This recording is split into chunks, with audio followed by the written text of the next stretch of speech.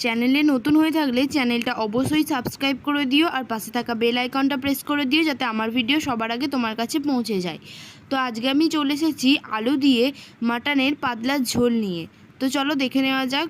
এর জন্য আমি এখানে নিয়ে নিয়েছি 1 কেজি পরিমাণে মাটন। এই মাটনটাকে আমি এবার ভালোভাবে ম্যারিনেট করব। তো তার জন্য আমি এখানে বড় চামচের 2 চামচ টক দই দিয়ে দিলাম আর দিয়ে দিলাম 1 চামচ মতো আদা বাটা। এরপর আমি এটা ভালোভাবে ম্যারিনেট করে নেব। ম্যারিনেট করে মোটামুটি এটাকে 1 ঘন্টা রাখতে হবে।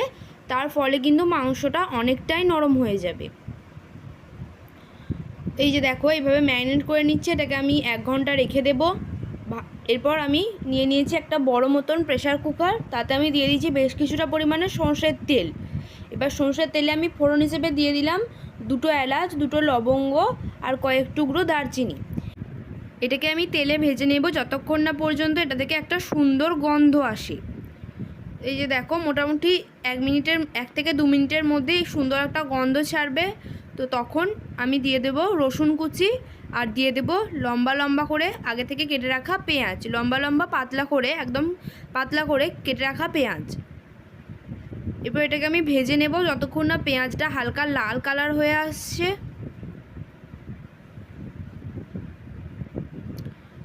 এদিকে আমি একটা মশলা তৈরি করে নেব। তো তার জন্য দিলাম 1 চামচ মতো জিরে গুঁড়ো, দিয়ে দিলাম 1 চামচ মতো হলুদ গুঁড়ো, দিয়ে দিলাম 1 চামচ মতো কাশ্মীরি লঙ্কা গুঁড়ো। জল দিয়ে এটাকে আমি ভালোভাবে একটা পেস্ট বানিয়ে নেব।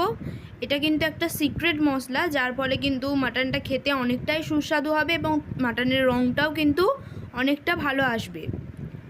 এরপর আমি দিয়ে দিলাম কয়েক টুকরো টমেটো। এখানে তোমরা চাইলে টমেটো সসও ইউজ করতে পারো। এই যে দেখো এখানে আমি দিয়ে দিলাম 2 চামচ মতো আদা বাটা। আদা বাটার পরিমাণটা একটু বেশিই লাগবে। এরপর আমি সমস্ত মশলাগুলোকে আরও একবার মিশিয়ে নিলাম। সমস্ত মশলাগুলো ভালোভাবে ভাজা হয়ে গেলে আমি এখানে যে পেস্টটা তৈরি করেছিলাম সেই পেস্টটা দিয়ে দেব। এটার ফলে যে কালারটা আসবে সেটা পরে পরে তোমরাই দেখতে পাবে। এরপর দিয়ে দিলাম স্বাদ মতো নুন।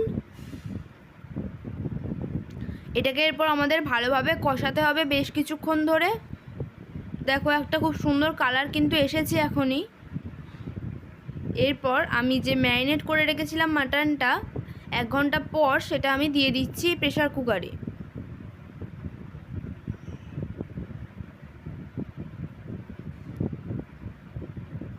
সমস্ত মশলাগুলোর সাথে আমি এখানে মাটনটাকে ভালোভাবে মিশিয়ে নেব।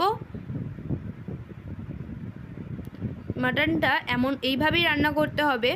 মোটামুটি আমরা কিছুক্ষণ ঢাকা দিয়ে রাখবো, তারপর আমাদের খুলে খুলে আরও একবার নাড়িয়ে নিতে হবে।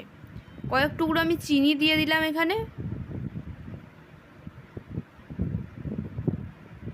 এরপর এটাকে আমি ঢাকা দিয়ে দেব। ঢাকা দেওয়ার পর মোটামুটি 2 থেকে 3 মিনিট পর আমি বারবার খুলে খুলে দেখবো আর নাড়বো। এইভাবে আমাদের আধ ঘন্টা কিন্তু করে যেতে হবে।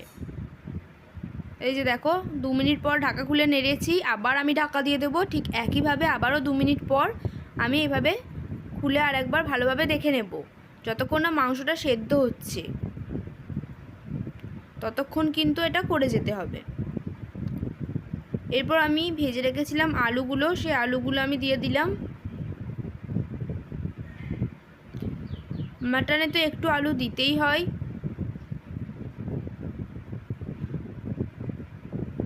তো এই যে দেখো এবার আমি অনেকটা পরিমাণে জল দিয়ে দিলাম। যেহেতু আমি এখানে পাতলা ঝোল করছি তাই আমি জলের পরিমাণটা অনেকটাই দিয়েছিলাম। তোমরা যদি এটা কষা করতে চাও তো জলের পরিমাণটা সেইভাবে অল্প দিতে হবে। এরপর আমি ঢাকা দিয়ে মোটামুটি 15 থেকে 20 মিনিটের জন্য রেখে দেব। তো এই যে দেখো 15 থেকে 20 মিনিট পর দেখো কত সুন্দর একটা কালার এসেছে। যে মশলাটা আমি দিয়েছিলাম পেস্টটা, সেই পেস্টটার জন্যই কিন্তু কালারটা এতটা সুন্দর এসেছে। এই যে দেখো, তো কেমন লাগলো ভিডিওটা অবশ্যই জানিও। ভালো লাগলে একটা লাইক